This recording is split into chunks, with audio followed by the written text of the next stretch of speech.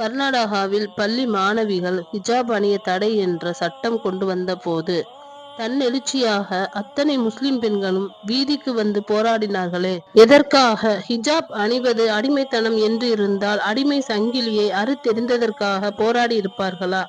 ஹிஜாப் எனும் புர்கா அணிவது தங்கள் உரிமை, அதை யாருக்காகவும் விட்டு கொடுக்க மாட்டோம் என்பதற்காகவே எல்லா பெண்களும் வீதியில் இறங்கி போராடினார்கள்.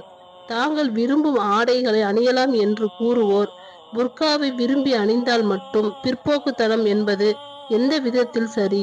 அரைகுறை ஆடையுடனும் நிர்வாணமாகவும் சுற்றித் திரிவதை சுதந்திரம் என்று கூறுவோர் உடலை மறைத்து கொண்டு புர்கா அணிவதை மட்டும் அடிமைத்தனம் என்று கூறுவது நியாயமா? இதை அடிமைத்தனம் என்று கூறுவதில் இருந்தே இவர்களது முற்போக்கு முகமூடி கிழிந்து விடுகிறது. இந்த உண்மைகளை மறைத்து இஸ்லாம் பெண்ணடிமைத்தனத்தை போதிக்கின்றது என்று அவதூறு கூறுவது சிந்தனையற்றோரின் கூற்றாகும். அஸ்ஸலாமு அலைக்கும் வரஹ்மத்துல்லாஹி வபரகாத்துஹு.